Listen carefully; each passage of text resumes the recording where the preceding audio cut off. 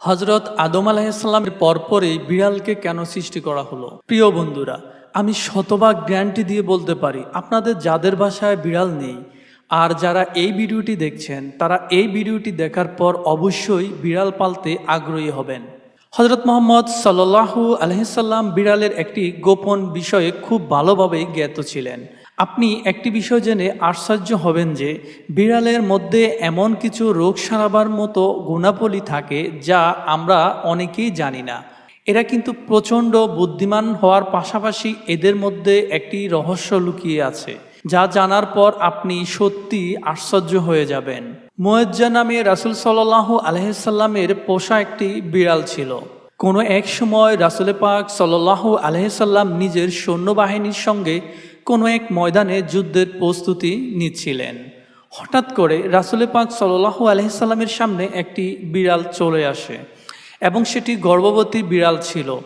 আর এটি দেখে রাসূল সাল্লাল্লাহু আলাইহি সাল্লাম সঙ্গে সঙ্গে তার সৈন্যবাহিনীকে অন্য রাস্তায় ফিরিয়ে নিলেন যাতে করে সেই গর্ভবতী বিড়ালের কোনো সমস্যা না হয়, এবং একজন সাহাবীকে সেই বিড়ালটির দেখাশোনা করতে রেখে গেলেন আর তাকে আদেশ করলেন যে যতক্ষণ না এই বিড়াল কোনো বাচ্চা জন্ম না দিচ্ছে ততক্ষণ পর্যন্ত যেন সেই সাহাবী ওই বিড়ালের পরিচর্যা করতে থাকে, কেননা তার জন্য যুদ্ধের ময়দানে যাওয়ার থেকেও এই গর্ভবতী বিড়ালের পরিচর্যা অত্যন্ত গুরুত্বপূর্ণ ছিল।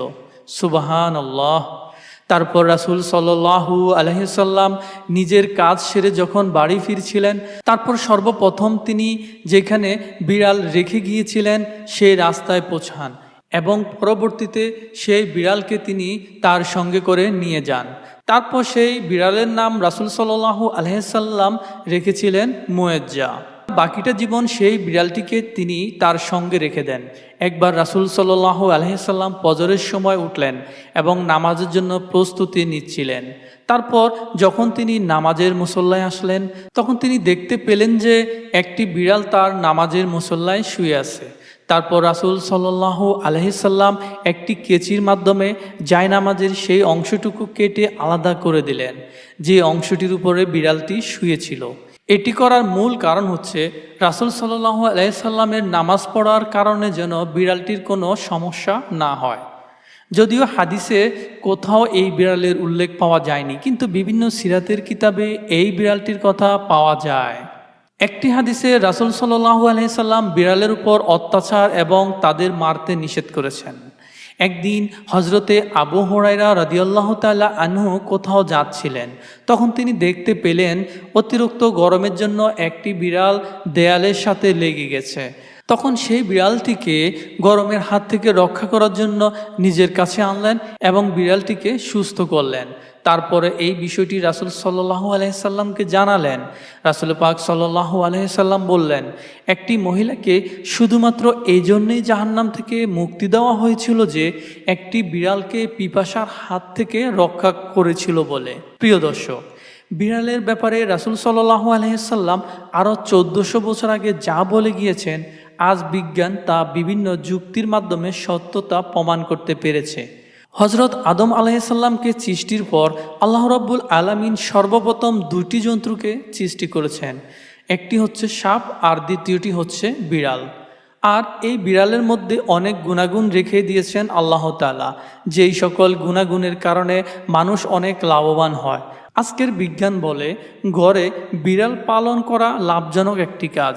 বিশেষজ্ঞদের মতে বিড়ালের নিঃশ্বাসের মধ্যে আল্লাহ রাব্বুল আলামিন ডিপ্রেশন রোগীদের চিকিৎসা লুকিয়ে রেখেছেন, কেননা এদের লোমে স্যালমোনেলা নামের এক প্রকার বিশেষ ধরনের ব্যাকটেরিয়া পাওয়া যায় আর এটি মানুষের ডিপ্রেশন কমাতে সাহায্য করে। প্রিয় দর্শক, সাইয়েদনা হজরত উমর রাদিয়াল্লাহু থেকে একটি বর্ণনা এসেছে যে রাসূল সাল্লাল্লাহু আলাইহি সাল্লাম বলেছেন, একজন মহিলাকে শুধুমাত্র বিড়ালের জন্য আযাব দেওয়া হয়েছিল, কেননা সেই মহিলাটি একটি বিড়ালকে বন্দি করে রেখেছিল। এমনকি একটা পর্যায়ে সেই বিড়ালটি মারা গিয়েছে এবং সেই মহিলা এই জন্য জাহান্নামে গিয়েছিল। যখন মহিলা বিড়ালটিকে বন্দি করে রেখেছিল তখন সেই মহিলা বিড়ালটিকে খাবার পানি কিছুই দেয়নি, অর্থাৎ সে মহিলা বিড়ালটিকে অনেক কষ্ট দিয়ে হত্যা করেছিল। শুধুমাত্র এই একটি কারণে মহিলাটি জাহান্নামে গিয়েছিল। রাসূল পাক সাল্লাল্লাহু আলাইহি সাল্লাম যখন মেরাজে গিয়েছিলেন তখন তিনি এটি দেখলেন। মিশকাত শরীফ থেকে একটি হাদিস এসেছে, একজন মহিলা আম্মাজান হজরতে আয়েশা রাদিয়াল্লাহু তাআলা আনহাকে কিছু খাবার দিয়েছিলেন। মহিলাটি যখন খাবার দিতে আসলেন তখন তিনি দেখতে পেলেন যে আম্মাজান হজরত আয়েশা রাদিয়াল্লাহু তাআলা আনহা তখন নামাজ পড়ছিলেন। আর এই দৃশ্য দেখে তিনি খাবারগুলো সেখানে রেখে গিয়েছিলেন। খাবারগুলো রেখে মহিলাটি চলে যাওয়ার পর সেখানে একটি বিড়াল উপস্থিত হয় এবং সেখান থেকে কিছু সংখ্যক খাবার সে খেয়ে ফেলে। অতঃপর আম্মাজান হজরত আয়েশা রাদিয়াল্লাহু তাআলা আনহা সে স্থান থেকে খাবার খেয়েছেন যে স্থান থেকে কিছুক্ষণ আগে বিড়াল খাবার খেয়েছিল। আম্মাজান হজরত আয়েশা রাদিয়াল্লাহু তাআলা আনহা আরও এক জায়গায় বর্ণনা করেছেন, আমি রাসূল সাল্লাল্লাহু আলাইহি সাল্লামকে দেখেছি বিড়ালের পান করা অবশিষ্ট পানি দিয়ে অজু করতে। রাসূল সাল্লাল্লাহু আলাইহি সাল্লাম আরও একটি জায়গায় ইরশাদ করেন, একটি বিড়ালের মুখ সব থেকে বেশি পরিষ্কার হয়ে থাকে। আপনারা সবসময় একটি জিনিস দেখে থাকবেন যে একটি বিড়াল সবসময় নিজেকে পরিষ্কার পরিচ্ছন্ন রাখে। সাধারণত বিড়ালের গায়ে খুব বেশি ময়লা আবর্জনা দেখতে পাওয়া যায় না। প্রিয় দর্শক, বিশেষজ্ঞদের মতে যারা বাসায় বিড়াল পালন করে থাকেন তারা হয়তো একটি বিষয় লক্ষ্য করে থাকবেন যে বিড়ালেরা ঘুমানোর সময় একটা অদ্ভুত রকমের আওয়াজ করে থাকে এবং বিশেষজ্ঞদের মতে এই আওয়াজের ফ্রিকোয়েন্সি 20 থেকে 40 হার্টজের মধ্যে হয়ে থাকে। আর বিড়ালের এই ফ্রিকোয়েন্সি একজন মানুষের শরীরের জন্য খুবই ভালো বলে প্রমাণিত হয়েছে। আজকাল এই মডার্ন যুগে বিড়ালের মধ্যে লুকিয়ে থাকা এই বিশেষ পাওয়ার সম্পর্কে মানুষের কোনো আইডিয়া নেই, কিন্তু প্রাচীন কালের মানুষেরা বিড়ালের মধ্যে থাকা এই গুণাগুণ সম্পর্কে খুব ভালোভাবে জ্ঞাত ছিল। আর এই কারণে তারা বিড়ালকে কখনোই অবহেলা করত না এবং তাদের কাছে রেখে দিত। বিজ্ঞানীদের মতে বিড়ালের এই ফ্রিকোয়েন্সি মানুষের শরীরের ক্লান্তি দূর করে দিতে পারে। সেই সাথে এটিও বলা হয়ে থাকে যে একটি বিড়াল পাশে থাকলে মানুষের ক্ষত খুব তাড়াতাড়ি সেরে ওঠে। এমনকি বিড়ালের এই ফ্রিকোয়েন্সির জন্য মানুষের হার্ট অ্যাটাকের ঝুঁকিও অনেকাংশে কমে যায়। রাসূল সাল্লাল্লাহু আলাইহি সাল্লাম বিড়ালের দুষ্ট মিষ্টি আচরণের পরও তাদের সঙ্গে খুব ভালো আচরণ করতে নির্দেশ দিয়েছেন। যদি কোনো বিড়াল কোনো প্রকার খারাপ আচরণ করে থাকে তাহলে তাকে না মেরে দূরবর্তী কোনো স্থানে রেখে দেওয়াই বুদ্ধিমানের কাজ। কোনোভাবেই বিড়ালকে মেরে ফেলা বা কষ্ট দেওয়া যাবে না। প্রিয় দর্শক, যেমনটা বলেছিলাম, অন্য যে কোনো প্রাণীর তুলনায় বিড়ালের মুখ সবসময় বেশি পরিচ্ছন্ন থাকে আর এই জন্যেই সবসময় সে পরিষ্কার পানি দিয়ে নিজেকে ভিজিয়ে রাখে। আর এই কারণে এদের মধ্যে খুব কম পরিমাণে রোগ ব্যাধি দেখা যায়। ইসলামে বিড়ালকে অনেক মূল্য দেওয়া হয়েছে। শুধুমাত্র ইসলামে নয়, বরং প্রাচীন মিশরেও বিড়ালকে খুবই মূল্য দেওয়া হতো। সেই সময় কোনো বিড়ালকে হত্যা করা বা কষ্ট দেওয়া একটি মানুষকে হত্যা করার চেয়েও বেশি শাস্তি দেওয়া হতো। কেননা প্রাচীন মিশরীয়রা মনে করত বিড়াল মানুষের চেয়েও উচ্চ স্ট্যাটাসের একটি প্রাণী। যদিও ইসলাম এই ধরনের বিধানকে 100 ভাগ প্রত্যাখ্যান করেছে। তবে যাই হোক, এই কারণে প্রাচীনকালে মিশরে কোনো বিড়াল যদি মারা যেত তখন তাকে মানুষের মতো মমি বানিয়ে রাখা হতো। ইসলামের মধ্যে সবসময় সকল প্রাণীর সঙ্গে বেশ ভালো ব্যবহার করার জোর নির্দেশ দেওয়া হয়েছে। বিড়ালের তাৎপর্য এই জন্য বেশি, আল্লাহ রাব্বুল আলামিন বিড়ালের ভিতর একটি বিশেষ শক্তি গোপন করে রেখে দিয়েছেন।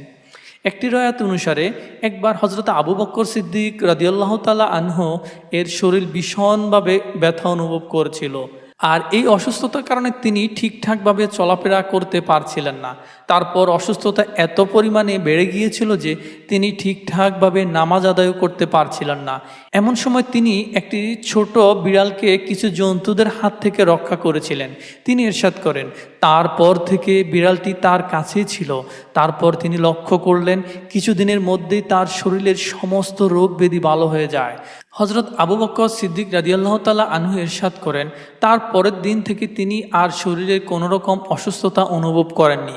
এই ঘটনা বর্ণনা করার সময় হজরতে আবু বকর সিদ্দিক রাদিয়াল্লাহু তাআলা আনহু বলেন, সেই রাত্রিতে রাসূল পাক সাল্লাল্লাহু আলাইহি সাল্লাম তার স্বপ্নে আসলেন এবং বললেন, হে আবু বকর, তোমার অসুস্থতা দূর করার জন্য আল্লাহ রাব্বুল আলামিন তোমার কাছে এই বিড়ালটিকে পাঠিয়েছেন। সুবহানাল্লাহ।